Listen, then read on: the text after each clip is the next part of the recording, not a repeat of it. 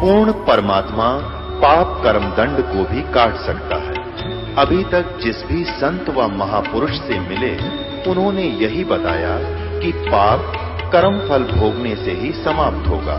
वो प्रभु कौन है जो पाप कर्म को काट देता है, वो काल के बंधन से छुड़वा देता है। उसका क्या नाम है, पूजा की विधि क्या है? कृपया अवश्य सुनिए जगत गुरु तत्वदर्शी संत रामपाल जी महाराज के अमृत वचन। सत साहिब दर्शकों, इस संसार में आज कोई भी सुखी नहीं है। इसी कथन का समर्थन करते हुए सिख धर्म के प्रवर्तक श्री गुरु नानक देव जी ने भी फरमाया है, नानक दुखिया सब संसार, सुखी सोए जो नाम आधार। आज हम आपको ऐसे साक्षात प्रमाण से रूबरू करवाने जा रहे हैं जो पहले दुखी थे पर सच्चे नाम को धारण करने के बाद आज सुखी हैं। ये हैं दिल्ली के रहने वाले नवीन पांचल जी। इन्होंने सच्चे भगवान और सुख की तलाश में विभिन्न गुरुओं की शरण ली, परंतु सच्चा नाम न मिल पाने के कारण कोई लाभ नहीं मिला। इनके पिताजी बहुत नशा किया करते थे, जिस कारण घर में भी आर्थिक तंगी थी। लेकिन इनके जीवन में चमत्कार आने तब शुरू हुए जब इनका परिवार जगत उपकारक तत्वदर्शी संत रामपाल जी महाराज जी की शरण में गया। हैरानी की बात है कि पहले ही दिन से इनके जीवन में चमत्कारिक परिवर्तन आने शुरू हो गए। इनके पिताजी ने नशा करना त्याग दिया, माताजी की शारीरिक समस्या ठीक हुई और इनकी आर्थिक स्थिति में भी सुधार आया।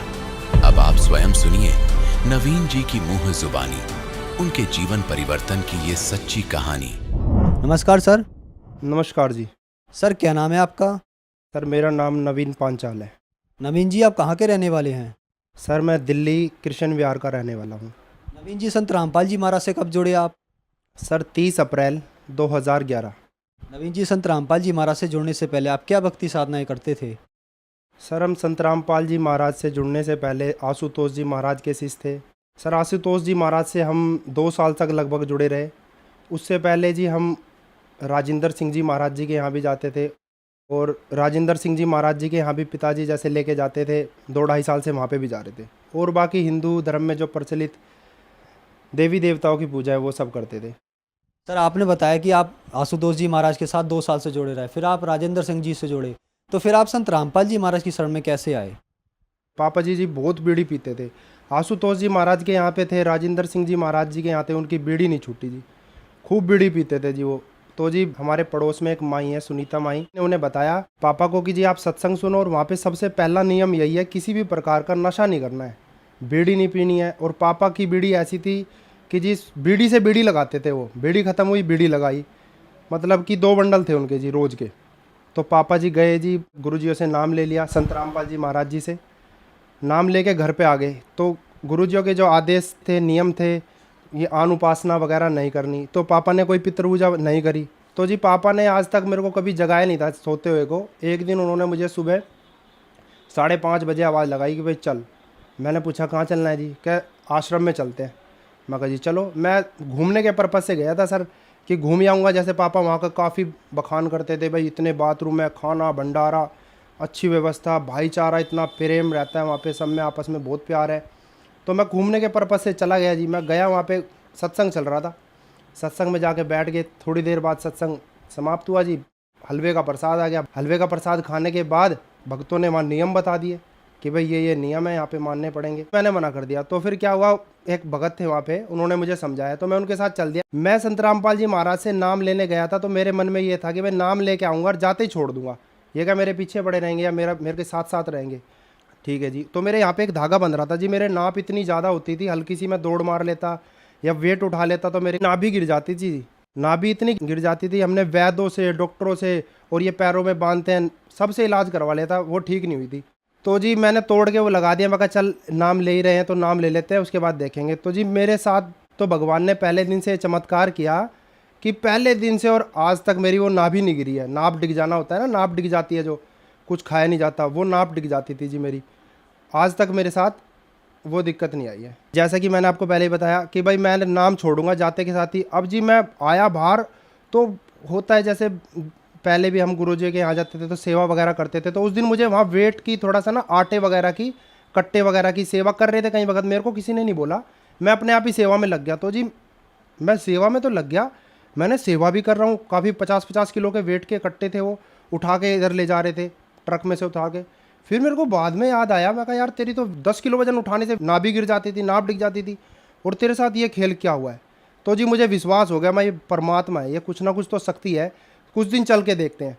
तो जी भक्ति में दृढ़ होते गए, धीरे धीरे आगे और भी भगवान ने लाभ किए। इस प्रकार जी मैंने संत रामपाल जी महाराज से जुड़ा, संत रामपाल जी महाराज से नाम दीक्षा ली।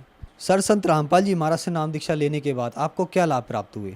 संत रामपाल जी महाराज से नाम लेने के बाद जी काफ़ी लाभ हुए हमें। पहले हमारा बहुत बुरा हाल था, आर्थिक तंगी भी थी, काफ़ी कमज़ोर थी, और जी पापा का नशा, बीड़ी पीते थे खूब, चाहे हमारे चाय बने ना बने उन्हें बीड़ी चाहिए, 2 बंडल सुबह मंगा लेते थे। मम्मी भी काफ़ी बीमार रहती थी, बीमारी काफ़ी थी हमारे घर में। हल्का सा मैं इधर उधर खेल कूद भी कर लिया या वेट उठा लिया, मेरी काफ़ी नाभ डिग जाती थी, नाभि गिर जाती थी, और उसका इतना इलाज कराते थे जी हम, बहुत ज़्यादा इलाज कराते थे, उसका बिल्कुल भी हल नहीं निकलता था, काफ़ी ज़्यादा दिक्कत रहती थी। उसके बाद हम संत रामपाल जी महाराज जी की शरण में गए। संत रामपाल जी महाराज जी की शरण में जाते ही मेरे को तो जी पहला लाभ पहले दिन से ही हो गया था। उसके बाद जी पिताजी की बीड़ी भी छूट गई। सबसे बड़ा लाभ तो हमारे अगड़ पड़ोस भी और वैसे भी सभी भाई बंद भी ये मानते कि ये 8 साल के थे जब से बीड़ी पीने लगे थे पिताजी मेरे, और अब उनकी 55 साल की उम्र हो रही है, अब तक बीड़ी पीते थे वो। अब इतने गुरु बना लिए, इतने नियम उन्होंने रख लिए, दवाई खा ली, किसी से भी बीड़ी नहीं छूटी उनकी। और संत रामपाल जी महाराज जी की शरण में जाते के साथ ही उन्होंने पहले दिन से बीड़ी रख दी थी और उनकी बीड़ी छूट गई। उसके बाद जी लाभ आपने पूछे, लाभ काफ़ी हुए जी मुझे। एक बार की बात है, मेरी मम्मी के बच्चादानी में रसोली होगी, डॉक्टर है हमारे यहाँ पर रजनी गुप्ता, महंगी डॉक्टर है जी। तो मम्मी उससे पहले इलाज करा रही थी। एक दिन उसने क्या कहा मम्मी से कि भाई अपने घर से किसी को लेके आओ, तो मम्मी मुझे लेके चली गई। तो मैं गया वहाँ पे, उसने मेरे को जाते ही बहुत ज़्यादा डांट मारी कि भाई इलाज नहीं करा सकते तुम ऐसे वैसे, और 1 लाख रुपए लगेगा और 3 खून की बोतल लगेंगी, कल लेके आ जाना, अगर अपनी मम्मी को बचाना है 1 हफ्ते के अंदर ये हो जाएगा इनका काम, मर जाएंगी ये अगर ऑपरेशन नहीं कराया। मैं घर आया जी, घर आते ही मैंने संत रामपाल जी महाराज के यहाँ प्रार्थना करवाई जी। संत रामपाल जी महाराज जी के यहाँ से आदेश आए कि भाई आप आज मत जाओ, कल जाना, जब संत रामपाल जी महाराज जी के आदेश आ जाए किस अनुसार आपको चलना है। तो जी अगले दिन 12 बजे आदेश आना था। अगले दिन 12 बजे मैंने फ़ोन किया, संत रामपाल जी महाराज का उधर से आदेश आया कि जी परमात्मा बहुत दया करेंगे। संत रामपाल जी महाराज का आदेश आया और हमने दंडवत प्रणाम करी। दंडवत प्रणाम करते ही वो रोग आज छूमंतर हो गया जी। उस बातों को 7 साल हो गए, बीमारी बिल्कुल ख़त्म हो गई। उसके बाद सर जी मेरे पेट में इतना इन्फेक्शन हो गया, बहुत ही ज़्यादा दर्द रहने लगा, कुछ खाया नहीं जाता। 21 दिन तक जी मैं हॉस्पिटल में एडमिट रहा, हमारे यहाँ चौहान हॉस्पिटल है, वहाँ पे मैं एडमिट रहा।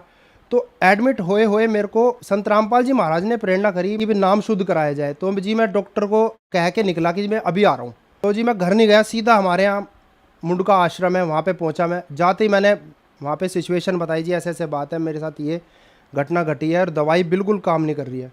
तो जी मैं नाम शुद्ध करा के आया। शुद्ध कराने के आने के बाद सर दवाई मेरे जो रखी थी ना मैंने फेंक दी। संत रामपाल जी महाराज जब कैंसर तक सही कर रहे हैं तो मेरे पेट का दर्द क्यों नहीं सही करेंगे। और वो दिन है, आज का दिन है, बिल्कुल सही हूँ मैं। उसके बाद जी मेरी गुड़िया है, छोटी गुड़िया है 8 महीने की। सुबह 9 बजे से लेके रात के 8 बज गए थे जी। वो रोते रोते उसका बहुत बुरा हाल हो रहा था, पता नहीं उसके क्या था क्या नहीं था। डॉक्टर को भी दिखाया उस दिन हम ले जाके, उन्होंने भी दवाई वगैरह दी, उसके कोई आराम ही नहीं हुआ। रोती रही, शाम तक रोती रही। मेरे पापा जी दूसरे कमरे में लेटे थे, उन्होंने वहाँ लेटे लेटे आवाज़ लगा रहे हैं कि एक बार भाई प्रार्थना कर लो। तो जी मेरी वाइफ ने दंडवत प्रणाम किया, दंडवत प्रणाम करके प्रार्थना करी, भगवान संत रामपाल जी महाराज दया करें। आप विश्वास करना जी, गुड़िया के पास एक चप्पल पड़ी थी, वो जहाँ रोने लग रही थी उसके बाद चप्पल पड़ी थी, उसने चप्पल उठा के तुरंत मुंह में डाल ली और खेलने लगी, फटाफट ऐसे खेलने लगी बहुत। फिर उसने दूध भी पिया और पूरी रात आराम से सोई। और एक लाभ मैं आपको बताना चाहता हूँ जी, मेरी बहन है, उसकी शादी को जी 5 साल हो गए थे। 5 साल में उसकी सास ने उसे बांझ कहना शुरू कर दिया था कि ये बांझ है, उसके कोई बच्चा नहीं हो रहा था जी। और इतने डॉक्टरों को हमने दिखा लिया था जी, पूरे डॉक्टर कहीं छोड़े ही नहीं थे, हर जगह इलाज करा लिया था। उन्होंने सब ने कह दिया था कि ये कभी माँ नहीं बन सकती। तो हमारे साथ जब ऐसी अनहोनी की भगवान ने, संत रामपाल जी महाराज ने, तो हमने उसके आगे भी जिक्र करा कि बहन ऐसे ऐसे नाम लो आप और प्रार्थना करो, आपको भी भगवान दया करेंगे। तो आप यकीन मानना जी, नाम लेने के 10 महीने 15 दिन में उसके एक पुत्र हुआ है जी। और उस पुत्र का नाम संत रामपाल जी महाराज ने साहिल दास रखा है। संत रामपाल जी महाराज की दी हुई आत्मा है जी, ये अपने कोटे से दी उन्होंने आत्मा, नहीं तो उस बहन के कभी होना ही नहीं था। उन्हें मैं कहूँ जी आपको 25 डॉक्टरों ने उसे नील बता दिया था कि ये कभी माँ ही नहीं बन सकती। सर, संत रामपाल जी महाराज से नाम दीक्षा लेने के बाद आपको बहुत सारे लाभ प्राप्त हुए। यहाँ एक विचारणीय विषय है, आपने बताया कि पहले आपके पिताजी आशुतोष जी महाराज के पास गए और राजेंद्र सिंह जी महाराज के पास गए। आप लोगों ने बहुत सारे गुरु बनाए, ना तो आपके पापा का नशा छूटा और ना आपकी दिक्कतें दूर हुई। फिर आप लोगों ने संत रामपाल जी महाराज से नाम दीक्षा ली और आपकी ये सारी समस्याएं ठीक हो गई। और आपने बताया कि आपकी बहन के 5 साल से संतान नहीं थी, संत रामपाल जी महाराज से नाम दीक्षा लेने के बाद उनको संतान हुई। तो ऐसा कैसे संभव हो रहा है? पहले आप चारों दिशाओं में घूमते हैं, सभी देवी देवताओं के पास जाते हैं और गुरु भी बनाते हैं, आप वहाँ से ठीक नहीं हो पाते और संत रामपाल जी महाराज से ठीक हो जाते हैं, ये क्या कारण है? ये सबसे बड़ा कारण है जी सत भक्ति का, कि जो हम पहले भक्ति कर रहे थे जी वो आन उपासना कर रहे थे। अब संत रामपाल जी महाराज जी ने हमें जो मंत्र दिए हैं वो सारे हमारे वेदों से, हमारे ग्रंथ से मैच खाते हैं जी। जो सत भक्ति आप करोगे तो लाभ मिलेगा, सत भक्ति नहीं करोगे, उसके अपोजिट चलोगे तो लाभ नहीं मिलना। तो ये सारा खेल जी संत रामपाल जी महाराज ने जो हमें भक्ति बताई है, नियम बताए हैं, मर्यादा बताई हैं और वेदों में प्रमाणित है जो भक्ति, उस भक्ति के कारण ये सारा लाभ मिल रहा है जी। सर, यहाँ पे एक और विचारणीय विषय है कि लोग ये कहते हैं कि संत रामपाल जी महाराज देवी देवताओं की और ब्रह्मा विष्णु महेश की इस तरह की पूजाएं छुड़वाते हैं, क्या ये बात सही है? ये बात बिल्कुल गलत है जी। संत रामपाल जी महाराज तो खुद कहते हैं कि जी वो यहाँ के प्रधान है। संत रामपाल जी महाराज जी ब्रह्मा विष्णु महेश की भक्ति छुड़वाते नहीं है, बल्कि भक्ति बताते हैं कि इस तरीके से भक्ति करो, इस तरीके से आपको लाभ देंगे। सर, जो श्रद्धालु आज आपको देख रहे हैं, आप उन्हें क्या संदेश देना चाहेंगे? सर, जो भक्तजन आज मेरे को सुन रहे हैं मीडिया के माध्यम से, मैं आपसे हाथ जोड़ के प्रार्थना करना चाहता हूँ। संत रामपाल जी महाराज के रूप में पूर्ण परमात्मा आए हुए हैं। आप संत रामपाल जी महाराज जी का सत्संग सुने, रोज सत्संग आता है, आप प्रतिदिन एक सत्संग सुनना शुरू करें। उसके नीचे हेडलाइन चलती है, उससे आप बुक भी मंगा सकते हैं। उस फ़ोन नंबर से आप फ़ोन करके संत रामपाल जी महाराज से नाम उपदेश प्राप्त कर सकते हैं। आपके आसपास के हर जिले में संत रामपाल जी महाराज ने नामदान केंद्र खोले हुए हैं, फ़ोन करके आप पता कर सकते हैं। धन्यवाद सर। धन्यवाद जी। दर्शकों, अभी आपने सुने संत रामपाल जी महाराज से दीक्षा प्राप्त करके सुखी हुए भक्त के अनुभव। अब देखिए जगत गुरु तत्वदर्शी संत रामपाल जी महाराज के मंगल प्रवचन। तो परमात्मा के विषय में कहा है स्वामी जी ने, स्वामी रामानंद जी ने, कि तुम साहिब, साहिब माने परमात्मा, जैसे आपको डेफिनेशन ऑफ गॉड सुनाई थी प्रथम दिन। तुम साहिब, साहिब माने परमात्मा, सर्वश्रेष्ठ प्रभु। वैसे तो साहिब हम सभी का साथ लगाते हैं, जैसे तहसीलदार साहब, एसडीएम साहब, डिप्टी कमिश्नर साहब, कमिश्नर साहब, मंत्री साहब और प्रधानमंत्री साहब और मुख्यमंत्री साहब, ये सारे साहब हैं। लेकिन इन फैक्ट जब साहब पूछेंगे कि सुप्रीम कौन है, तो प्रधानमंत्री और उसके बाद माननीय राष्ट्रपति, ये हमारे साहब हैं, वो हैं असली साहब। तो इसी प्रकार ये अन्य देव जो हैं, श्री ब्रह्मा, श्री विष्णु, श्री शिव जी, ये एक विभाग के मंत्री एक ब्रह्मांड के अंदर ओनली। जैसे कोई राज्य का मंत्री हो और उसको हम प्रधानमंत्री की संज्ञा देते हैं, उसकी उपमा देते हैं, तो हमारी वो अज्ञानता का प्रतीक है, वो सच्चाई नहीं। तो यहाँ क्या बताते हैं, तुम साहिब, तुम संत हो, तुम सतगुरु, तुम हंस। सतगुरु भी आप ही हो, यथार्थ ज्ञान देने वाले, और तुम हंस। एक भक्त का रोल, यानी एक भक्त ने कैसे रहना चाहिए, कैसी उसकी दिनचर्या हो, कैसा व्यवहार हो, कैसे उसका आचरण हो, कैसी बोली हो, और कैसे वो रह रहा हो, कैसे निर्वाह करता हो, उसके लिए परमात्मा कहते हैं, राज्य क्रमता राम की, रजा धरे जो शीस, दास गरीब दरस परस दिन बैठे जगदीश। कि जो परमात्मा ने आपके प्रारब्ध में लिख दिया, उसके आधार से आप जीना सीखो। प्रारब्ध का मतलब है कि जैसे आप जी को कोई अच्छे घर में, अच्छा घर हम मानते हैं जिसका घना धन हो, कोई अच्छी पोस्ट हो उसकी, ठीक है, आपके संस्कारवश आपका कहीं ऐसा जन्म है, तो ये ना भूलना चाहिए कि आप चाहे कितने धनी व्यक्ति या कितने ही मंत्री, प्रधानमंत्री के घर जन्म आपका, आपको उतना ही स्थान चाहिएगा सोने और घूमने फिरने और क्रिया करने के लिए, जितना एक निर्धन जहां गुजारा कर रहा है। एक मकान में 20 कक्ष हों ऊपर नीचे, तो उस व्यक्ति ने एक ही कक्ष में, एक रूम में, एक तख्त पर, बिल पलंग पर, उतने स्थान पर टाइम पास करना है। तो परमात्मा ने हर तरह से हमें समझाने की चेष्टा की है। और परमात्मा पाने के लिए किसी को ये भ्रम हो कि धनी लोग जो घना दान धर्म करते हैं और उच्च जाति के हैं, पहले ये भ्रमना, ये भ्रांति बहुत ज्यादा थी कि ब्राह्मण लोग ही मोक्ष प्राप्ति करते हैं, यही ऋषि महर्षि बनते हैं, इनके वंशज ही ऋषि महर्षि बनते हैं। तो परमात्मा ने ये सारी फड़क निकाली थी, ये सारी भ्रांतियां निवारण करने के लिए एक गरीब जुल्हे की भूमिका की थी कि परमात्मा के भक्त को घड़ी आवश्यकता नहीं होती, और जब आवश्यकता होती है तो परमात्मा से वो छुपा नहीं होता, उसको सब पता होता है।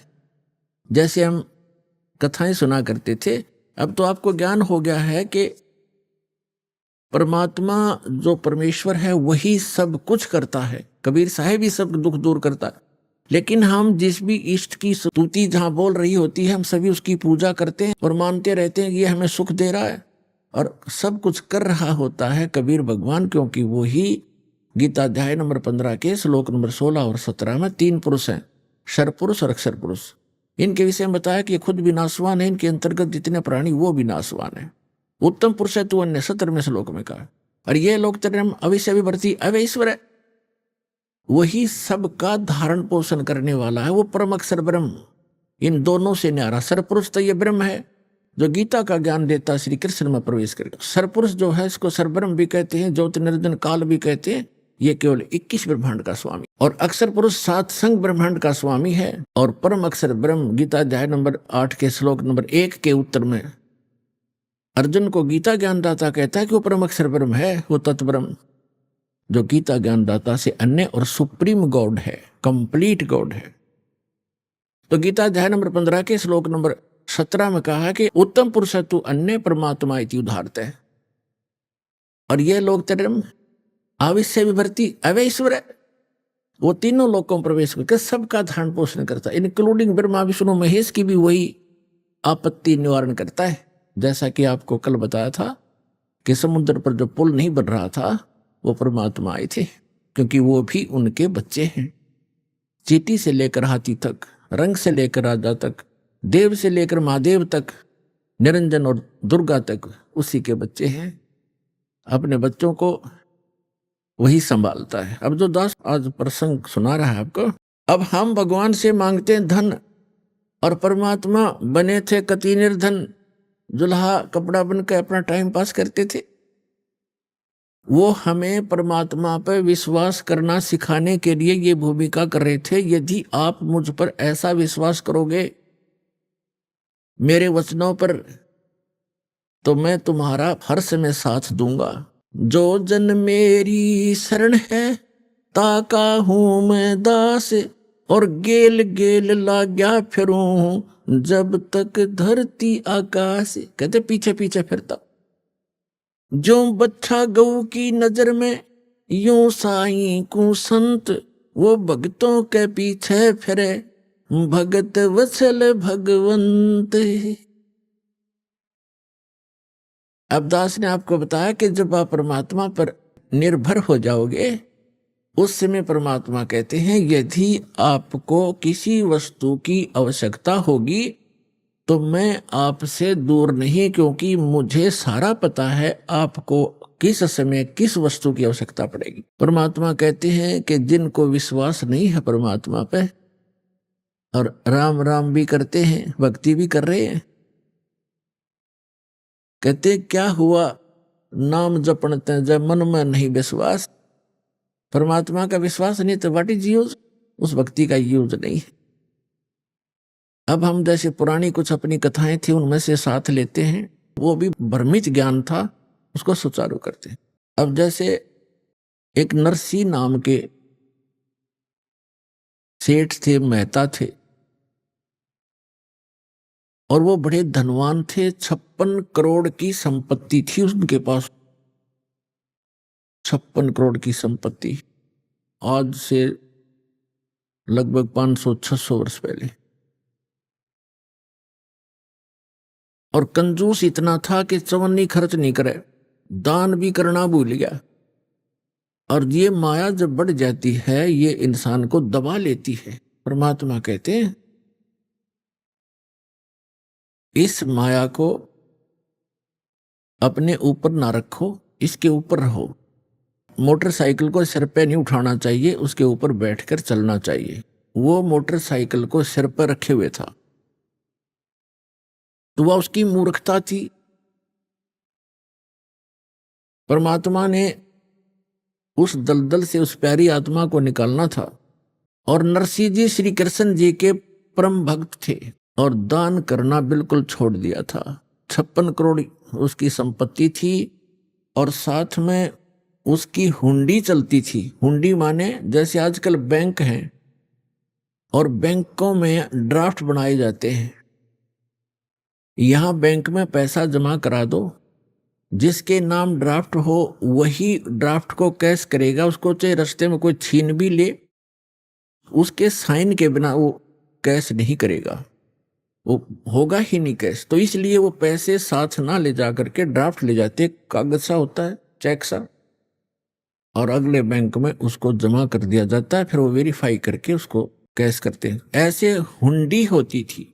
राजा की तरफ से, सरकार की तरफ से ऐसे धनवान व्यक्तियों को कुछ सीमा बनाई थी कि 1000, 2000, 10,000 तक की आप हुंडी एक वर्ष में बना सकते हो, ड्राफ्ट बना सकते हो। वो क्या करते थे, पैसे रख लेते थे और अगले जिस शहर में उसने जाना था, किसी यात्री ने या सेठ ने, उस शहर में भी ऐसे हुंडी अलाउड होती थी किसी को बनाना, तो उसी के नाम ही बनाई जा सकती थी।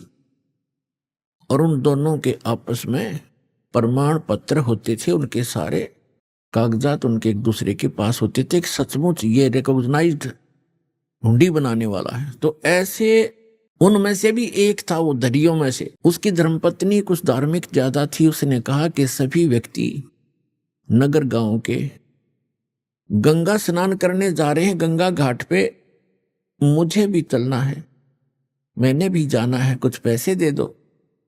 वो कहने लगा पैसे का क्या करेगी, चल मैं भी साथ चलता हूं। उसने सोचा यह घना खर्च करेगी, मैं थोड़े में काम चला दूंगा। पैदल ले गया वहां से लेकर गंगा घाट तक। और जब स्नान करने लगे वहां ब्राह्मण विपर आ जाते हैं और कहते हैं कि स्नान करने वाले पहले कुछ दान दे तब तुम्हारा स्नान लगेगा। अब ऐसे उसके पास भी आगे परमात्मा खुद एक विपर रूप बना के और कहा सेठ जी दान करो, कुछ दान करो तब आपका स्नान लगेगा, वैसे स्नान से क्या फायदा। तो वो कहने लगा जी दान हम ना लाए, खर्चे जोगे पैसे लाए हैं, दान हम फिर करेंगे, पैसा भूल आए हम। उसकी पत्नी कहने लगी दे दे कुछ थोड़ा बहुत ब्राह्मण को, ऐसा क्यों जुल्म कर रहा है तू। कहने लगा चुप रह, तू घड़ी ना बोल रहा है, चुप, नान लायक क्या। पंडित जी ने फिर कहा कि भाई निरा पानी में गोते मारने तो बात ना बना, कुछ धन का दान कर सेठ जी। उन्होंने सोचा ये ज्यादा बेइज्जती करे है। कहने लगा 1 टका दूंगा, 1 टका। उन्होंने बोला जी चलो दे दे, जो तेरी इच्छा है। कहने लगा यहाँ ना दूं, मैं थोड़े लाया हूं पैसे, घर आ जाना, नरसिंह मेरा नाम है, अरे वैसे ऐसे मेरा फलाना गांव है जूनागढ़ जैसे, और वहां जाना, सब जानते हैं मुझे। बोला जी ठीक है चल, प्रॉमिस पक्का है, पक्का पक्का। बोला ठीक है। अब ना दो कहा आगे घर पे। अब उन्होंने तो जाकर गठड़ी रखी थी घर में, यात्रा से पीछे से परमात्मा पहुंच गए विपर रूप न्यू के न्यू। दरवाजा खटखटाया, नौकर आया, बोलो महात्मा जी क्या बात है। कि भाई सेठ जी से कहिए, सेठ जी से कहना मेरा एक दान स्वीकार करके आया था वो, और कहना वो ब्राह्मण अपना दान दक्षिणा लेने आया है, कृपा दे में फिर जाना है। नौकर ने जाके कहा जी कोई ब्राह्मण आया है, आपने गंगा जी पर उनको कुछ दान करने का प्रॉमिस किया था, वो अपना दान मांग रहा है। अब सेठ जी ने सोचा ये तो भाई चिपक गया, यहां भी आमरा कमबख्त। उसने क्या विचार ला कि आज इस यू यहां 1 टका मांगना आ गया, कल नहीं यू 2 टके मांगेगा, फिर यू 100 रुपए की ऐसे ही पीछे पड़ लेगा। इसने तो रास्ता मिल गया ये। तो सेठ जी ने कहा कि कह दे उसको, ब्राह्मण को, कि विश्राम कर, 2 दिन बाद आना, अभी सेठ जी थके हारे आए हैं, विश्राम करेंगे। नौकर ने ऐसा ही कह दिया।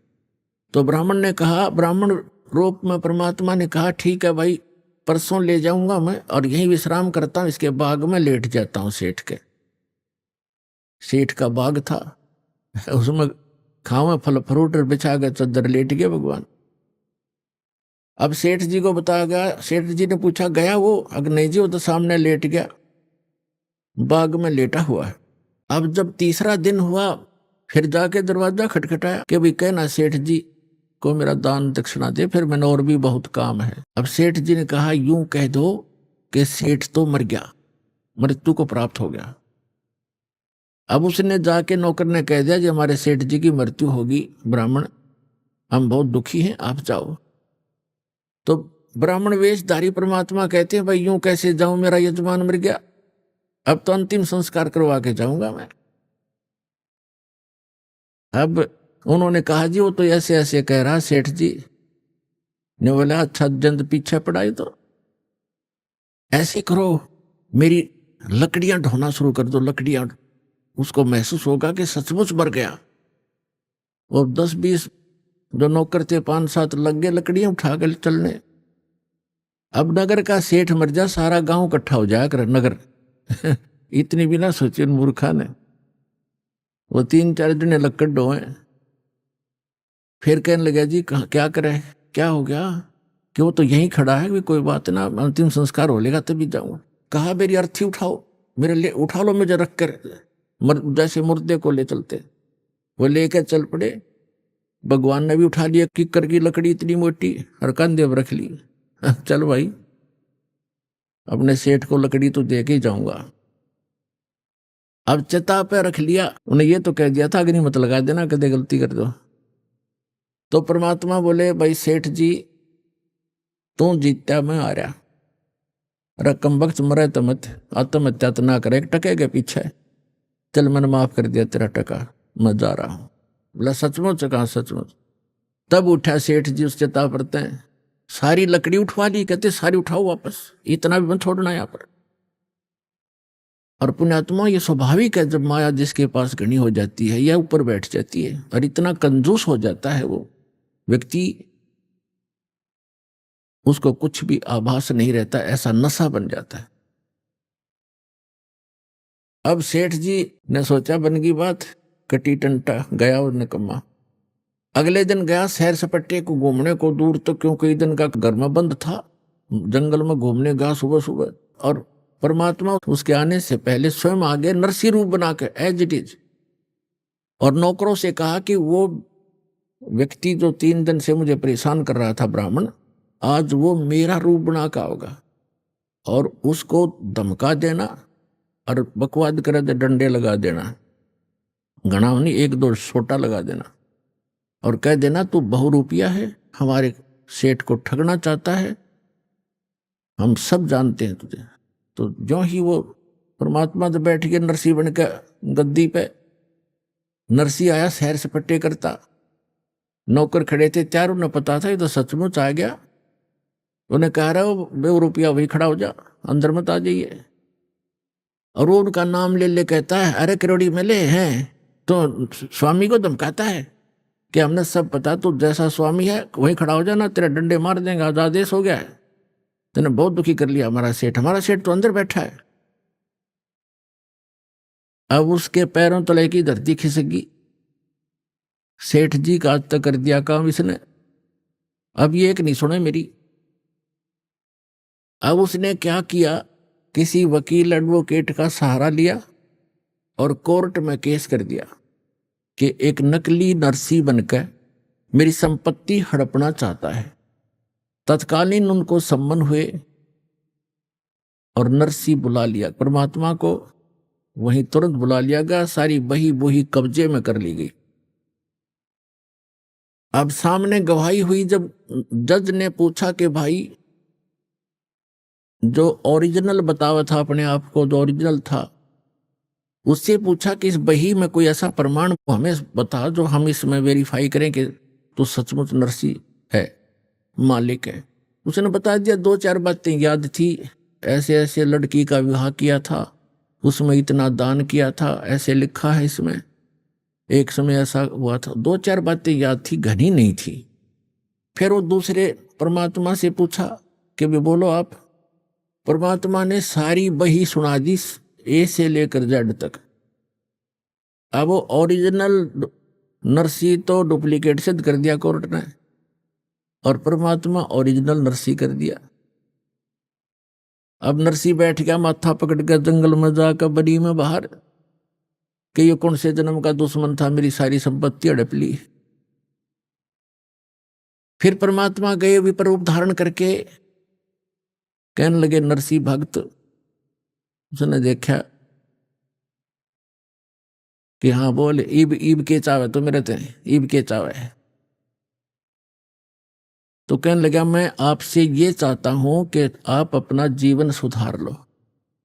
सुधार दिया जीवन, तेने मेरी सारी संपत्ति हड़प ली। परमात्मा बोले कि संपत्ति पहले भी मेरी थी या तेरा भूल थी? काया अपनी है नहीं, ये माया कहां से हो।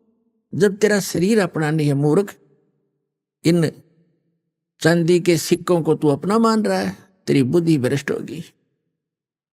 और चरण कमल में ध्यान रखो भाई, इन दोनों को खो, इनको भूल जा।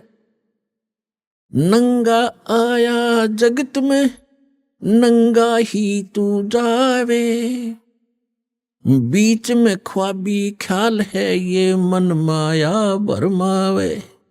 वो पृथ्वी पति चकवे गए, जिनके चक्कर चलंत, रावण सरीखे कौन गिने भाई, ऐसे गए अनंत। अगम निगम को खोज ले, बुद्धि विवेक विचार, उदय अस्त का राज मिले, तो बिन नाम बेगार। तो परमात्मा ने कहा कि तुझे एक शर्त पर तुम्हें दे सकता हूं वापस। क्या के शर्त है तेरी, बता।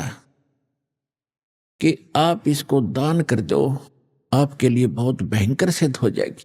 आपने तो कोड इकट्ठा कर लिया, अरे संतान तेरे नहीं, एक बेटी थी उसकी शादी कर दी। अब भले आदमी क्या करेगा इसका, तेरी मृत्यु के बाद ये तेरे हकीकी बांटेंगे, ये चाचे ताऊआ के भाई, और तो बनेगा गधा। ऐसे धन वैसे नहीं जुड़ता, ये तेने 2 के 20 बना रखे। मैं तेरे हित में कह रहा हूं भाई। काफी देर सत्संग सुनाया, परमात्मा ने बुद्धि ठिकाना आ गई। कहने लगे परमात्मा के, जब तू इसको दान करेगा तो दूंगा ना, तेरे तो गईया, और दान करेगा तो तेरे पाप कटेंगे, कुछ सहारा मिलेगा तुझे। उसके बाद समझ में आएगी कि आप जो कहोगे मैं वही करूंगा। कहने लगा जाते, फिर वो आ गया वापस। अब नरसी का रोड़ा था, वो ओरिजिनल नरसी भेज दिया, जा भाई बांट दे। उसने उसी दिन भंडारे शुरू कर दिए, गरीबों में बांट दिए, साधु संत बुला लिए, यानी 56 करोड़ संपत्ति कति लुटा के, और बैठ गया बनी में एक झोपड़ी पाके। दोनों पति पत्नी, उसकी पत्नी तो बहुत धार्मिक थी, हर बात में साथ देती थी उसका। अब ठीक है पाप कटे, अपन क्या करना है, भक्ति कराएंगे बैठ के। हैं रोज अटपट में रहता सारी रात, ऐसा अब लाइन जाओ था बैठा बैठा, ठीक हो गया, पाप कट गया। अब परमात्मा कैसी रजा बख्शते हैं। अब उसकी जो हुंडी चलती थी वो निर्धन हो गया, हुंडी कैंसिल कर दी गवर्नमेंट ने।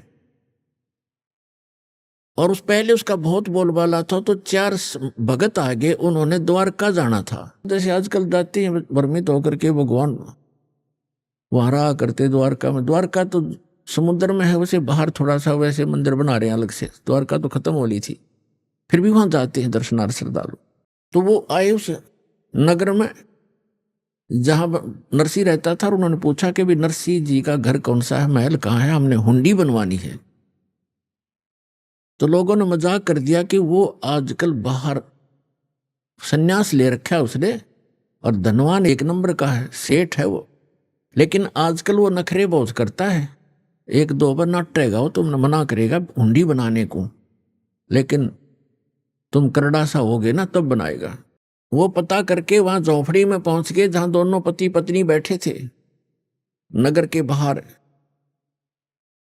उन साधुओं ने, भक्तों ने कहा कि सेठ जी ये 500 रुपये पकड़ चांदी के, हमारी हुंडी बना दे द्वारका के किसी सेठ के नाम जिसको आप जानते हो, वो हुंडी वाला हो। अब उसने मना किया कि महात्मा जी मैं निर्धन हो गया हूं, मेरी हुंडी नहीं चलती, गवर्नमेंट ने कैंसिल कर दी है और आप किसी और से बनवा लो। तो वो तीनों चारों नाराज हो गए कि तू सचमुच, गांव वाले कह रहे थे तू ऐसा ही निकम्मा व्यक्ति है। अब नरसिंह जी ने सोचा ये कोई अपशब्द कह देंगे, कोई श्राप दे देंगे, और लोगों ने मजाक बना रखा है मेरे साथ। अब मैं भगवान की तरफ चला हूं तो मैं ढेर हो गया है। और जब मेरे पास धन था, मैं ये सब मेरा आदर करते थे, लेकिन हमने अपने वचन पर रहना है। भगवान की ने जो कह दिया गुरुदेव ने, अब वो गुरु रूप में मानने लग गए उस विपर को। तो उन्होंने सोचा कि कुछ कह देंगे अटपट मेरे तय, कोई शराब स्वरूप ना दे दे, ये भ्रमित कर रखी है, अब मेरे कहने से मानेंगे नहीं।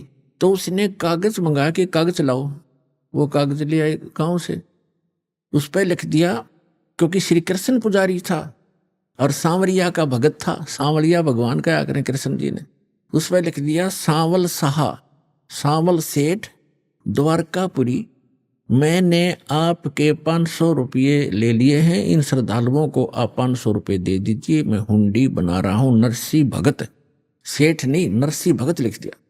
अब वो चारों के चारों पहुंच गए कागज लेकर के। सारी द्वारका में जो भी पता था कि हुंडी बनाने वाले सेठ हैं, उनके पास गए। उन्होंने कहा कि नरसी की हुंडी नहीं चलती, वो निर्धन हो गया है, दिवालिया हो गया है, वो कैंसिल होगी है। उसने सोचा ये वैसे बकवास कर रहा होगा। दूसरे के पास गए, तीसरे से वैसे दिखाया, तो सब ने कहा कि ये तो निर्धन व्यक्ति हो गया है, इसका दिवाला निकल गया है, आपके साथ धोखा कर दिया उसने। तो इस बात से वो परिचित थे कि धोखा करनी आदमी नहीं हो तो मना करे था, हमने ही उनके साथ बलपूर्वक लिखवा दिया, वो तो सच कहे था। पर भी हमारा काम तो बिगड़ गया। अब या घूमा फिरा हो कितने खाना खूना खाते, या बड़ी बात बिगड़ी। पर उनको इतना विश्वास था कि हमारे पैसे सुरक्षित मिलेंगे, वो भगत एक नंबर का है, जाकर देगा वापस। तो ऐसा सारी द्वारका में घूम फिर कर वो बाहर चले गए। सबने यही बताया। बाहर समुद्र के किनारे बैठ गए एक साइड में वृक्ष के नीचे, और बहुत ही चिंतित थे। अब के बनी भाई। उधर से नरसिंह जी ने क्या किया, वो 500 रुपये का खाने पीने की सामग्री मंगा के, आज तो 5 लाख के करीब है वो 500 रुपये, और मंगवा कर सारा चावल, घी, दूध, खीर बना के, लड्डू जलेबी बना के उनका भंडारा कर दिया, साधु संत बुला के, रोटी राटी बना के। अब क्या हुआ कि नरसिंह जी ने देखा, भगवान से अर्ज लगाई, ध्यान मग्न हुए कि परमात्मा पहुंचे कि नहीं हुंडी लेकर साधुओं के पास। तो उन्हें क्या देखा, साधु ऐसे ही बैठे हैं, हुंडी पहुंचे नहीं भगवान, और बहुत पश्चाताप कर रहे हैं, दुखी हो रहे हैं। तब उसने, नरसिंह ने अपनी पत्नी से पूछा कि जो 500 रुपये थे साधुओं के, उसमें से जो सामान मंगाया था कुछ बचा है क्या घर पे? उसने बताया कि जो रोटी बनाने के लिए सूखा आटा अलग रखते हैं, हमारे यहाँ पलोथन कहते हैं उसको, पलोथन, और उसमें लोई को लगाकर फिर ऐसे रोटी बनाते थे, वो हाथ के ना चपता आटा, इसलिए वो थोड़ा सा आटा सफेद रह गया था, तो उसको पलोथन कहते हैं। नरसिंह की पत्नी ने देखा, उसने बताया कि ये थोड़ा सा आटा बचा है जो मैंने पलोथन के लिए रखा था, रोटी पोते समय ऐसे हाथ लगाया करती थी। नरसिंह जी ने कहा कि इसका पानी का हाथ लगा के इन चारों की रोटी बना दे। उसने चारों रोटी बना के चूल्हे पे सेक कर रख ली। इतने में परमात्मा पहुंच गए एक साथ दूर रूप बना के, और कहने लगे, भाई भगत भूख लगी है और कुछ भोजन दे। तुरंत लिया चारों रोटी ठा के, अगले महाराज भोजन खा लो। अब वहां भोजन भोग लगाया भगवान ने, और वहां सांवल शाह नाम का एक सेठ बन के, और जैसे वो मारवाड़ी सेठ होते हैं ना, बड़ी बड़ा साफा, दोहरी धोती, कान में कलम टांग रखी, पेन और काख में बही, और पहुंच गया वहां पर साधुओं के पास। और परमात्मा ने कहा कि अक्षमा करना महात्माओं, कुछ आने में देरी होगी मुझे। मैं सांवल साहा हूं, सांवरिया सेठ हूं, और नरसिंह जी ने जो हुंडी भेजी थी, आप मुझे वो कागज दो। वो कागज दिया और कहा आ जाओ, तुम्हें ये पैसे दूंगा। चांदी के सिक्के चला करते। वहां उस द्वारका के मेन बाजार में चौराहे पर कहा यहां चद्दर बिछा दो। जो मजाक करे थे ना वो द्वारका के सेठ उस भगत की मजाक करे थे, भगत का खिल्ली उड़ा रहे थे, उनका मुंह बंद करने के लिए चौपड़ के उस द्वारका के बाजार के चौराहे पर कहा कि यहां चद्दर बिछाओ, और अपना पूरा बैग ले रहे भर के गठड़ी वह धर ली, और वहां करें सुन ले भाई महात्माओं, 1 2 3 आवाज लगा लगा के गिने और खड़का करें। अक्सर चारों तरफ लग गए देखने, सेठ इकट्ठे हो गए। 500 रुपये गिन दिए चांदी के, कति काचे काचे नए नए बिल्कुल जैसे आज ही बनकर आए हों, और कहा भाई नरसिंह जी को कह दिया उसका दास हाजिर रहेगा, चाहे करोड़ हुंडी दे दे, दास आगे खड़ा पाओगा।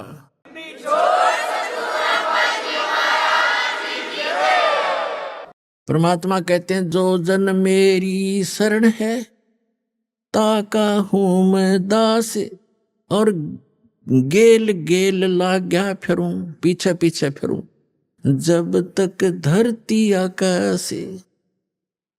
जो बच्चा गऊ की नजर में यूं साईं को संत, भक्तों के पीछे फिरे वो भक्त वत्सल भगवंत। अब फिर क्या होता है? गरीबदास साहिब जी ने परमात्मा कबीर जी के बारे में बताया है, नरसिंह जी की हुंडी दीनी वह सांवल सा कहाया, द्योती का ब्याह भया तब भात भरण को आया। अपने आत्माओं देखो, वैसे तो हमारी रस्म रिवाज बहुत गलत है जो हमने बना रखी थी, अब इनको हम मिनिमाइज करेंगे। लेकिन सतयुग त्रेता द्वापर में परमात्मा ने कहा था कि बहुत ही कम हंस पार हो पाएंगे, और इस कलयुग में मैं धीरे धीरे जो समय फिक्स किया इसी के दौरान सबको पार करूंगा, और पार होने की विधि उन्होंने बताई है, वो दास आपको बताता रहेगा। अभी आपने सुने संत रामपाल जी महाराज के मंगल प्रवचन। आइए अब सुनते हैं संत रामपाल जी महाराज से नाम दीक्षा लेकर सतभक्ति करके अद्भुत लाभ प्राप्त करने वाले अनुयायी के विचार। दर्शकों, जीवन का असली सुख केवल वैभव से नहीं बल्कि परमात्मा की भक्ति से मिलता है। जब हम सच्चे परमात्मा के ज्ञान और भक्ति में लीन होते हैं तो परमात्मा खुद हमारी ढाल बनकर हर कठिनाई को दूर कर देते हैं। परंतु कुछ प्रभु प्रेमी आत्माएं पूर्ण परमात्मा की सच्ची भक्ति न अपनाकर शास्त्र विरुद्ध साधनाएं करके कष्टों में जीवन बिताती हैं। इसलिए जीवन में एक सच्चे गुरु का होना आवश्यक है जो हमें सही भक्ति का मार्ग दिखा सके। एक ऐसी ही कहानी है शिवपुरी मध्य प्रदेश के अजब सिंह जी की, जो कि शिव जी की भक्ति साधना किया करते थे, परंतु परिवार में शारीरिक और मानसिक परेशानियां बनी रहीं। इन्होंने तंत्र मंत्र का भी सहारा लिया लेकिन कोई लाभ नहीं हुआ। इनका जीवन तब बदला जब इन्होंने संत रामपाल जी महाराज से दीक्षा ली और सच्चे परमात्मा का ज्ञान प्राप्त किया। संत जी की कृपा से इनके जीवन के सारे दुख दूर हो गए और सच्ची शास्त्रानुकूल भक्ति साधना इनके लिए एक चमत्कार साबित हुई। दर्शकों, अब आइए सुनते हैं अजब सिंह जी की कहानी, उनकी अपनी जुबानी। नमस्कार सर। नमस्कार। सर क्या नाम है आपका? मेरा नाम अजब सिंह लोधी। कहाँ से आए हैं सर?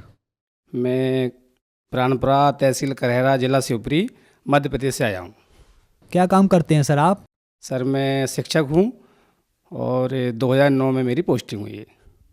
सर संत रामपाल जी महाराज से नाम दीक्षा आपने कब ली? सर 13 जुलाई 2014 को मैं संत रामपाल जी महाराज जी के शरण में आया हूँ। सर संत रामपाल जी महाराज से नाम दीक्षा लेने से पहले आप क्या भक्ति साधनाएं करते थे? सर मैं संत रामपाल जी महाराज की शरण में आने से पहले मैं शंकर जी की इष्ट को मानकर और उनकी भक्ति करता था। तो शंकर जी को मैं इष्ट मानता था, तो जहाँ जहाँ मैं रहा तो सोमवार को मंदिर पर जाता था। तो सोमवार को बेलपत्र चढ़ाना, दूध चढ़ाना इत्यादि करता था। और इसी दौरान सर मैं शंकर जी को इष्ट मानकर मुझे पता चला कि उज्जैन में महाकाल का मंदिर है, वहाँ जाने से वो त्रिलोकीनाथ अपने सारे कष्ट दूर होते हैं। तो मैं 7 साल तक लगातार उज्जैन महाकाल के दर्शन करने गया। सर आपने कहा कि उज्जैन महाकाल के दर्शन करने से कष्ट दूर होते हैं, तो सर आपको कौन कौन से कष्ट थे? सर मेरे लिए सबसे बड़ी परेशानी मैं खुद के लिए थी सर, कि मेरा डाइजेशन इतना ख़राब था। मैं खाना खा लेता था, तो खाना खाने के बाद मेरा एक बार खाना खा लिया पूरे दिन भरा सा रहता था, भूख नहीं लगती थी। और आए दिन मैं कहीं पे मेडिकल पे जाके कोई चूर्ण लाता था या कोई आयुर्वेदिक दवा पीता था, फिर भी ठीक नहीं हो रहा था।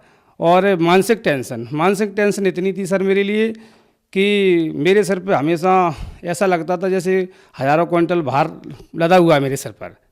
सबसे बड़ी परेशानी सर मेरे लिए सिर का और पेट की प्रॉब्लम थी सर। सर मेरा सबसे छोटा बच्चा 5 साल का था, तो 5 साल का जो बच्चा था तो उसको सबसे पहले गले में जो कंठ फसाई बोलते हैं गांव की भाषा में, चारों तरफ गांठें सी पूरे गले में हो गई थी और वो गांठें धीरे धीरे पकने लगीं। पकने के बाद उन गांठों से रसम आना शुरू हो गया। तो रसम आया तो मैंने पहले झाड़ फूंक वालों के पास गया, तो झाड़ फूंक वालों ने कई तंत्र विद्या बताई कि आप ऐसा करिए, आप ऐसा करिए। और उन्होंने ऐसे ऐसे टोटका बताए कि रात को 12 बजे आप जाइए और जहाँ तराहा हो, तराहे पर जाके आप निर्वस्त होकर के और खुद बच्चे को नहलाना, इससे कि ये टोटका करने से आपके बच्चे के कष्ट दूर हो जाएंगे। मैंने वो भी किया सर, और कुछ भी आराम नहीं मिला। इसके बाद फिर मैं मंदिरों पर गया, सब जगह यही कहते थे कि ठीक है आपके बच्चे ठीक हो जाएगा, और भभूत दे देते थे, झाड़ फूंक कर देते, फिर भी आराम नहीं मिला। तो मैं अपने बच्चे को लेकर डॉक्टर जी के पास गया कहरा। तो कहरा में डॉक्टर जी को दिखाया तो उन्होंने कहा कि इस बच्चे को 1 साल की दवा चलेगी, आराम मिल जाएगा। मैंने लगातार इसको 7-8 माह दवा खिलाई, फिर भी आराम नहीं मिला। तो डॉक्टर ने कहा एक काम करिए आप झांसी दिखाइए। तो हमारे पास झांसी पड़ता है, तो मैं बच्चे को लेकर झांसी गया। तो झांसी में लेने के बाद वहाँ डॉक्टर जी को दिखाया तो उन्होंने जाँच की कि बच्चे का 1 साल इलाज यहाँ चलेगा, फिर भी आराम नहीं मिला सर मेरे लिए, छोटे बच्चे को।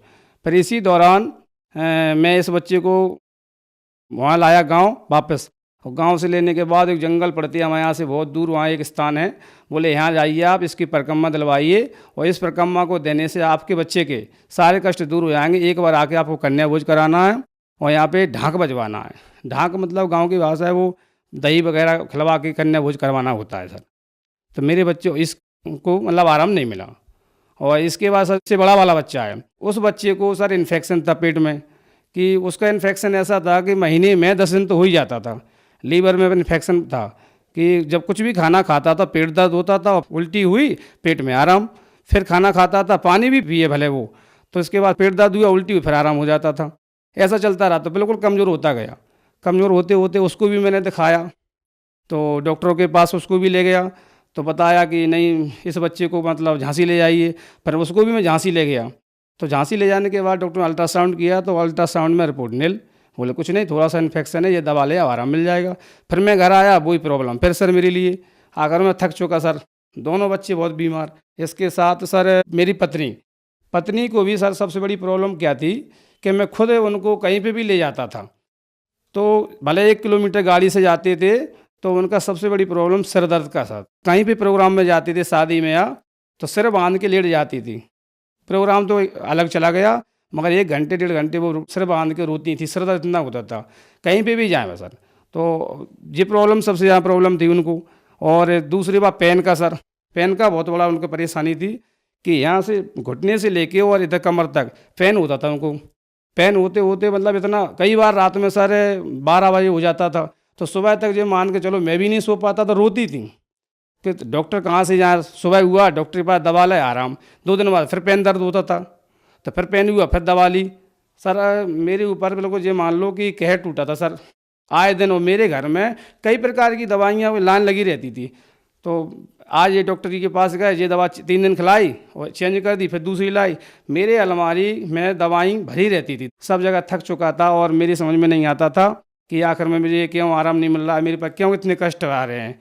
तो सर आपने बताया कि आपकी पूरी फैमिली में बहुत कष्ट थे, आप पर दुखों का पहाड़ टूट गया था। आपने जगह जगह घूमकर उनका इलाज कराने की कोशिश की, पितरों से, पंडितों से, मंदिरों में, डॉक्टरों से। आपके दोनों बच्चे, आपकी वाइफ, सभी परेशान थे। तो फिर संत रामपाल जी महाराज की शरण में आप कैसे आए? सर परमात्मा की दया से मैं तो कुछ समझता नहीं था कि मैंने ये सोच लिया था कि हो सकता है कि मेरे कर्मदंड हैं, ऐसा बताया जाता था।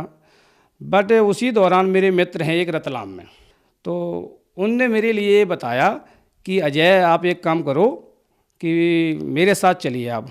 ये कहाँ पे? उन्होंने बताया कि हरियाणा में संत रामपाल दास जी महाराज हैं और वहाँ के आश्रम में चलिए और वहाँ नाम दीक्षा लेकर के उनके बताए अनुसार भक्ति करने से सारे कष्ट दूर हो जाते हैं। तो मैं सर उनके कहने से मैं आश्रम पहुंचा। तो आश्रम पहुंचते ही मैंने वहाँ देखा और ज्ञान समझा। वहाँ पे बहुत बड़ा बोर्ड लगा हुआ था, तो उस पर लिखा था गुरु दीक्षा लेने से पहले आवश्यक नियम। उनको समझा, उनको समझने के बाद सर मैंने वहाँ नाम लिया और नाम लेने के बाद सर मैं जैसे ही दर्शन करने गया तो मैंने एक बताया था सर कि मैं बहुत बड़ी परेशानी से प्रॉब्लम रहती थी कि सिर पे बहुत वजन रहता था। तो जैसे ही मैं नाम लेने गया तो लाइन में लग गया। जैसे ही संत रामपाल दास जी महाराज दर्शन देने आए तो दर्शन देने आए, उन्होंने आशीर्वाद दिया मेरे लिए। मात्र आशीर्वाद देने से सर मेरे सिर से ऐसा वजन दूर हो गया जैसे हजारों क्विंटल वजन, हल्का शरीर हो गया, बिल्कुल ठंडा शरीर। और मैंने समझा कि यही सदगुरु हैं, क्योंकि बताते हैं कि सदगुरु से नाम लेकर भक्ति करें सारे कष्ट दूर होते हैं। तो मैं वहाँ गया और मुझे संत रामपाल दास जी महाराज से नाम लिया और भक्ति भी की। इसके बाद सर धीरे धीरे मैं घर आया और घर आके फिर मैं अपने बच्चों को लाया। पहले छोटे वाले बच्चे को लाया जिसको गले में कंठ फंसाई थी, उसको लेके गया। मैंने गुरु जी से प्रार्थना की तो संत रामपाल दास जी महाराज जी ने कहा बेटा कोई बात नहीं, इसको नाम दीक्षा दिलवाओ और भक्ति करें, परमात्मा दया करेंगे। तो फिर उस बच्चे को भी दीक्षा दिलवाई। फिर दूसरी बार आया, बड़े वाले बच्चे को लाया तो उनने भी दीक्षा दिलवाई। तो परमात्मा की, गुरु जी के, संत रामपाल जी महाराज की दया से उनको भी आराम मिला। फिर 1 साल बाद मेरी पत्नी भी आई और उनको भी नाम दिलवाया। सर आपने बताया कि आप अपने बच्चे को नाम दीक्षा के लिए ले गए, तो संत रामपाल जी महाराज ने कहा कि आप अपने बच्चे को नाम दीक्षा दिलवाएं, उसे आराम मिलेगा। तो क्या ये बात सही साबित हुई? जी सर, बिल्कुल इस बात बिल्कुल सत्य है सर। और ऐसा नहीं सर, मेरे देखने वाले भी हैं। मैं जहाँ रहता हूँ मेरे आसपास वो देखने वाले हैं, सबको पता है कि इस बच्चे को कितनी प्रॉब्लम थी। मैं कहाँ कहाँ लिए फिरता था, मैं अस्पतालों में, तंत्र विद्याओं के पास, डॉक्टरों के पास, झाड़ सब जगह गया और सबको पता है। उस दिन से, जिस दिन से गुरु जी से नाम लिया बच्चे ने, तो उस दिन से आज तक ना घर में कोई दवा है और उसी दिन से तुरंत आराम होना शुरू हो गया और बिल्कुल बच्चा पूर्ण तरह से ठीक है। मेरे साथ वो बच्चा आया हुआ है जो बीमार रहता था, नाम लेने के बाद तुरंत ठीक हो गया। आप इससे बात कर सकते हैं, मेरे साथ है, देखिए। क्या नाम है आपका? हमारा नाम प्रिंस राजपूत है। आपको क्या परेशानी थी जो आपके पापा ने बताई है? हमको यहाँ पे कंठमाला थी यहाँ पे और यहाँ पे, और गुरु जी की कृपा से जब से हमने दीक्षा ली है जब से पूरी ठीक हो गई है। आपको क्या इसमें दर्द भी होता था? क्या होता था?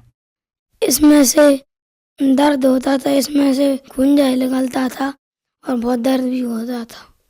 संत रामपाल जी महाराज से नाम दीक्षा लेने से क्या आपकी बीमारी बिल्कुल ठीक हो गई? हाँ बिल्कुल ठीक हो गई। अभी अब मिट गई बिल्कुल, अब बिल्कुल भी दर्द नहीं होता। सर जैसे आपने देखा कि मेरा छोटा बालक पूर्ण तरह से ठीक हो गया, आज भी ठीक है उसी दिन से। उसी तरह मेरा बड़ा बालक के पेट में इन्फेक्शन थी कि कुछ खाता था तुरंत दर्द होता था, उल्टी हो जाती थी और काफ़ी कमज़ोर हो गया था। उस दिन से नाम लिया संत रामपाल दास जी महाराज जी से और नियम मर्यादा में रहकर भक्ति की। आज वो पूर्ण तरह से ठीक है। और मेरी पत्नी को 3 प्रॉब्लम थी सर, मैंने अभी बताया था। एक तो पेन होता था, यहाँ से लेके अंदर हड्डी में पेन होता था, इतना पेन होता था कि रात को मैं सोता था कई बार तो वो दर्द के मारे बताती नहीं थी, दूसरे कमरे में जाती थी तो पूरी ताकत से कपड़े से बांध के रखती थी और रोती थी, पर मुझे बताती नहीं थी कि अभी ये नींद खुल जाएगी, परेशान होंगे। नाम लेने के बाद तुरंत ठीक हो गया। और सिर दर्द ज़्यादा पहले से होता था, लगभग मुझे ऐसा पता है कि शादी होने के बाद जैसे ही आई यहाँ तो तब से ही उनको सिर दर्द होता था। तो सिर दर्द की प्रॉब्लम भी बहुत ज़्यादा थी और तुरंत ठीक हो गया उनका नाम लेने के बाद संत रामपाल दास जी महाराज से। और इसके बाद सर तीसरी घटना क्या हुई कि नाम लेने के बाद मेरी पत्नी को एक बार ब्लीडिंग शुरू हुई 1 माह बाद। तो ब्लीडिंग शुरू हुई, इतनी ब्लीडिंग हुई कि एक बार मैंने खुद बाथरूम में जाके देखा तो पूरी बाथरूम भरी हुई थी ब्लड से, खून ही खून था। तो मैंने कहा ये क्या हो गया, मैं आश्चर्यचकित हो गया कि ये क्या हुआ। तो इतना ब्लड निकला कि मैं घबरा गया और प्रार्थना लगाई। तो संत रामपाल दास जी महाराज जी ने कहा कि परमात्मा दया करेंगे और भक्ति करो। तो फिर मैं हॉस्पिटल लेके गया। हॉस्पिटल मेरे लोकल कहरा में हॉस्पिटल है, मैं वहाँ गया तो मैडम ने दवा दी और बोला कि इनको आप झांसी ले जाइए। मैं झांसी लेके गया, झांसी बड़ा है हमारे यहाँ 50 किलोमीटर दूर पड़ता है। तो वहाँ मैं बड़े डॉक्टर के पास ले गया तो उन्होंने चेकअप किया और चेक करने के बाद वो हैरान थे कि बताइए इतनी बड़ी प्रॉब्लम थी ये तो कि इसको तो बेहोश हो जाना चाहिए थे। ब्लड चेक किया, CBC जांच की, उसमें सही प्रकार की जांचें की तो उसमें आया कि मैंने कहा सर इतना ब्लड निकला। तो उन्होंने जांच किया कि ये चल फिर कैसे रही है ये महिला, बताइए आप कि इस महिला को तो बेहोश हो जाना चाहिए था और ये तो बहुत बड़ी प्रॉब्लम थी, इनकी जान भी जा सकती थी। तो मैंने कहा ये तो परमात्मा की दया है, संत रामपाल दास जी महाराज की दया से वो बिल्कुल कांटे में टिल गई, क्योंकि इतनी बड़ी डॉक्टर ने बताया कि इतनी बड़ी परेशानी थी ये और इससे जान भी जा सकती थी। वो जो बेहोश नहीं हुई अभी तक, जीवित कैसे हैं, होश में कैसे हैं, इतनी ब्लड निकला हुआ है इनका। तो संत रामपाल दास जी कृपा से मर्यादा में रह के भक्ति कर रही थी, नाम ना लिया हुआ था, इसलिए संत रामपाल दास जी महाराज की कृपा से बहुत परेशानी टल गई। उसी दिन से आज दिन तक वो पूर्ण स्वस्थ हैं। 3 बीमारी परेशानियां थी वो भी दूर हैं और वो ठीक हैं। मेरे लिए खुद के लिए पेट का था सर, मैं पेट में प्रॉब्लम थी, इन्फेक्शन मान लो या पेट फूल जाता था। मैं कुछ भी खाना खाता था तो मैं भी कमज़ोर होता चला गया। तो मैं जब से मैंने नामदान लिया है तो बहुत अंतर आया है। नहीं मैं खाना खाता था, सुबह खाना खा लिया, शाम तक पेट भरा हुआ रहता था। मेरा डाइजेशन इतना ख़राब था, एक बार खाना खा लिया ऐसा लगता था कि अब खाना नहीं खाने नहीं है। शाम हो गया, 1 आध रोटी शाम को खा ली तो ठीक है, और नहीं बस मैं ऐसे पेट फूल जाता था मेरा। तो मेरे ये पेट की प्रॉब्लम इतनी थी, मैं मन ही मन प्रार्थना करता था। फिर एक बार संत रामपाल दास जी से महाराज जी से गया, वहाँ मैंने प्रार्थना की। गुरु संत रामपाल दास जी महाराज बोले जाओ बेटा भक्ति करना, नियम में रहना और सब परमात्मा दया करेंगे। तो फिर मेरी ये प्रॉब्लम बिल्कुल पूर्ण तरह ठीक है। मैं 3 टाइम खाना खाता हूँ और पूर्ण तरह से ठीक हूँ। सर आपने बताया कि आपने संत रामपाल जी महाराज से नाम उपदेश लिया और आपके परिवार में खुशियाँ लौट आईं। तो सर जो समाज आज आपको देख रहा है उन्हें आप क्या संदेश देना चाहोगे? सर मैं क्या संदेश दे सकता हूँ, संदेश तो हमारे परम पूज्य संत रामपाल दास जी महाराज जन जन तक, भारत ही नहीं विश्व के कोने कोने में पहुँचा रहे हैं। क्योंकि संत रामपाल दास जी का महाराज का सत्संग आज लगभग 6-7 चैनलों पर प्रसारण हो रहा है और जगह जगह तक वो संदेश पहुंचा रहे हैं कि ज्ञान समझिए और उनके बताए अनुसार आप भक्ति करिए।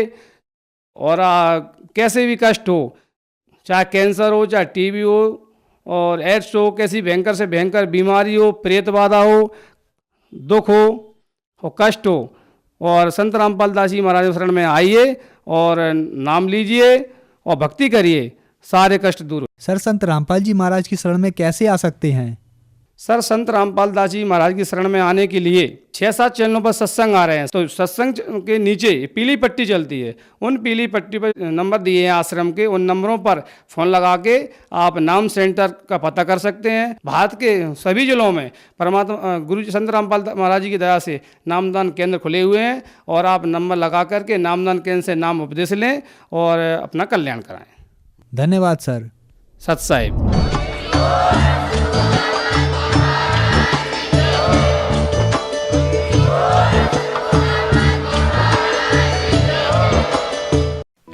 आप सुन रहे थे जगत गुरु तत्वदर्शी संत रामपाल जी महाराज के मंगल प्रवचन। अधिक जानकारी के लिए संपर्क करें।